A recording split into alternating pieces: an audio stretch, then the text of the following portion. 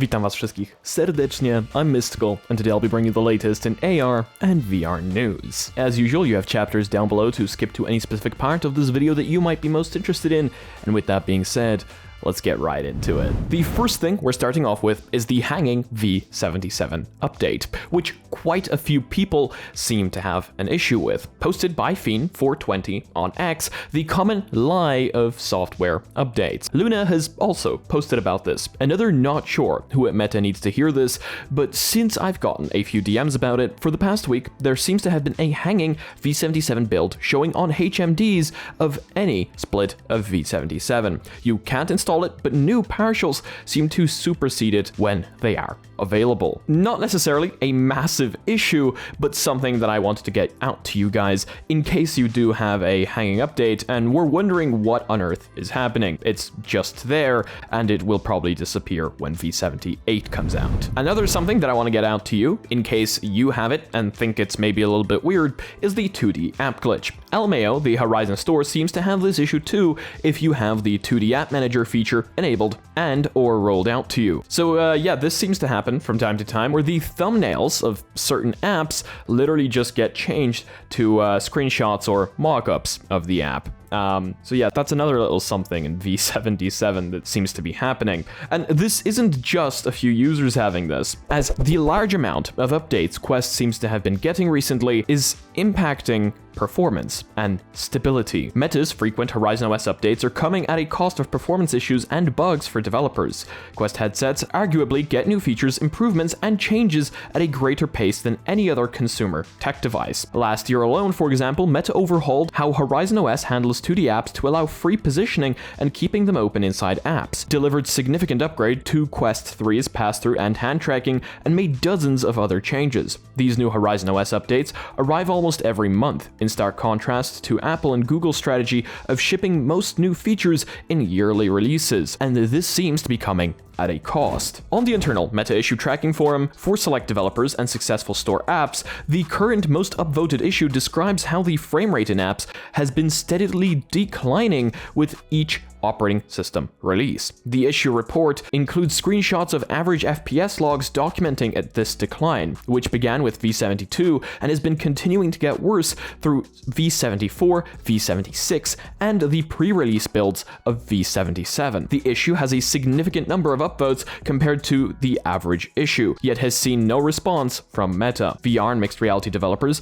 already have to put significant effort into optimizing their apps to run well on mobile chipsets, and system-level performance regression essentially erases some of that hard work. Another issue emerged through an intentional but misguided decision from Meta. Quest 3 and Quest 3S offer a battery saver toggle in their settings. Since its debut at the launch of the Quest 3, this feature capped the refresh rate and frame rate to 72 Hz, forced on fixed foveated rendering, and reduced the brightness to 50%. But since V76, Meta slightly changed the behavior of the battery saver to instead force the refresh rate to 90 Hz, but cap the app frame rate at 45 FPS. This, to be clear, happens regardless of whether the app uses application space warp. In the case that the app doesn't use application space warp, most do not, this causes a distracting double imaging judder that makes many people feel sick, and these customers have been blaming the developers of the apps. Okay, yeah, that is actually a terrible idea. Making your frame rate run at half the refresh rate, especially in a VR headset, is just a big no-no for reasons that I feel like I do not have to make obvious to you. If application space warp was active, it would theoretically be able to bring up those frames to match that 90 Hz. However, when it's not, and as Upload VR states, on most apps it's not, this becomes a fairly big issue, especially with motion sickness. So yeah, that's a very weird one. Then we've got store platform bugs, as well as a bunch of other things that you can read about down in the description below. So essentially, the fact that Meta is releasing update after update after update gives us these amazing great features, but as people in the comment section are saying, fix one thing before you start with another. And I'm really hoping that essentially a lot of this is just leading towards launching Navigator, and when Navigator launches, a lot of these issues will disappear. What I'm hoping is essentially Meta is now running kind of two teams, one working on Navigator and one trying to fix the bugs in the old UI, and they're not really getting the communication right or something like that. That's what I'm hoping, because a lot of you seem to be having problems. What is nice about Navigator is that it will seemingly be optional, which is good because not everyone seems to like it down in the comment section below. At least originally it will be optional, which could make things worse, because that means now we're going to have 2 different UI sets in the Quest operating system at once. I don't see how that could cause any problems. So apparently, according to Luna, this will be a feature toggle in experimental settings at first, which Meta tends to do with a lot of large releases,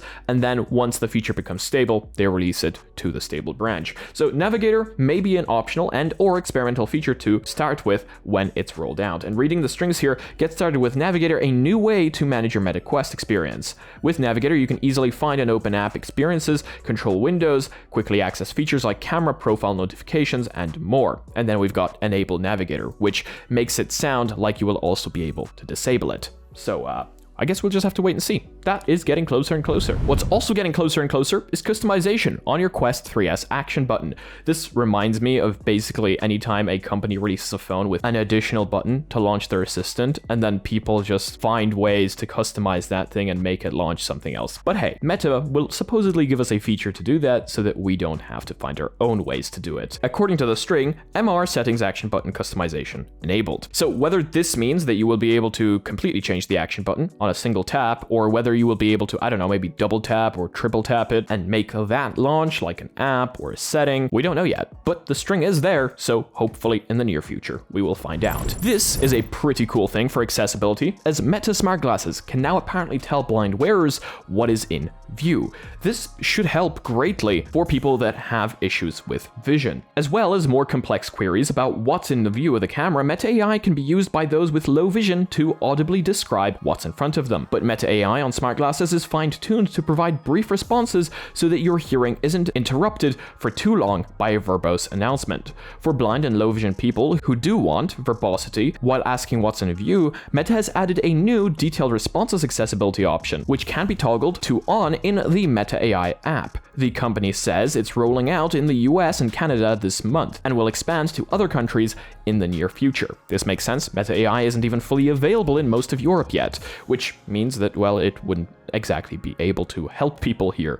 But this is a great start to a pretty great feature. The Beat Saber 7th anniversary announcement is here with one brand new free track. Beat Saber is celebrating its 7th anniversary with Danger, a free new track that's out now. Available on all platforms, Beat Saber is bringing back Teminite and Boom Kitty for a new song to celebrate 7 years of its original launch. That's free for all existing owners and follows 2 artists previously collaborating on The Master on OST 7 that arrived last year. Danger can be found in the Extras library with an anniversary-themed environment, arc and chain notes, plus the variable note jump speed, and you can see how it looks going above me right now. Getting a new song in Beat Saber is always something that we're super happy for here on the channel. Beat Saber is probably one of the apps I have most time in virtual reality, so I'm always really happy when Beat Saber launches a new track, especially when it's free to everyone. VRChat has opened up a new avatar marketplace, hopefully making it much easier for people to purchase avatars. The new system allows users to try on sellers' avatars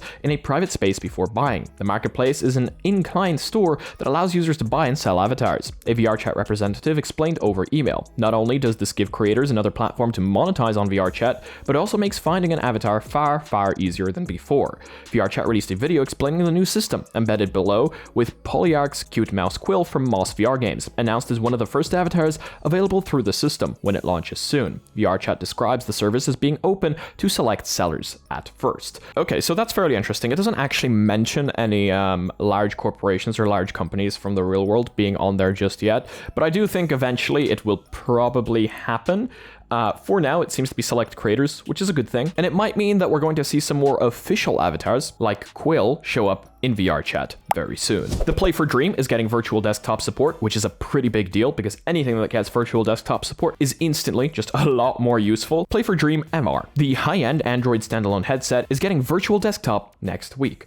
Originally founded in China as YVR in 2020, the headset company renamed itself to Play for Dream and reincorporated in Singapore alongside launching its third headset, called Play for Dream MR, which it started shipping this year. Play for Dream MR is a high-end standalone headset running the company's own 4 fork of Android, with the kind of specs you might have expected from a MetaQuest Pro 2, priced at $2,000. It features a Snapdragon XR2 Plus Gen 2 chipset, 4K micro OLED displays, eye tracking with automatic IPD adjustment, and comes with tracked controllers. It has a 1-hour battery built into the back strap, and thus Play for Dream recommends pairing it with an external battery bank. Play for Dream MR already has free built-in PCVR wireless streaming tool, just like Quest, Pico, and HTC standalone headsets do.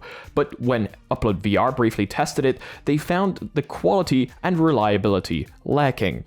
So this is the main thing that comes with a virtual desktop, I found at least. A lot of these headsets that come with their own wireless streaming tools, even the Meta Quest, doesn't have as much customizability, and therefore doesn't have as much reliability as something like virtual desktop, as the virtual desktop application really allows you to change anything, whether it's your max bitrate, whether it's your max frame rate, the codec you want to use, just really a lot is at your disposal. Meanwhile, these built-in apps usually might allow you to change the refresh rate, and that's about it, therefore not making them suitable for absolutely every network setup. So to me, when a headset gets virtual desktop, it instantly just becomes a lot more stable, a lot more useful. But yeah, that's going to be it for today's video. Thank you all so much for joining me. I hope you guys have a fantastic rest of your day or night, wherever you are in the world. If you like this one, please leave a like. If disliked, I guess this one works too, but let me know why down below. If you're not yet part of our community, check out our Discord and our Reddit down below, where I want to see you posting your spicy memes. And thank you so much to all the Patreons supporting this channel. You guys are amazing. Seriously, you are what makes all of this possible.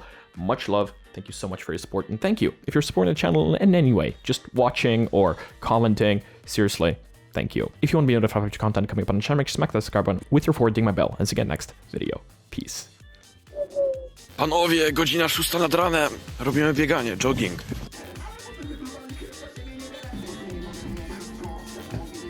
Yeah, that's gonna run out of memory again.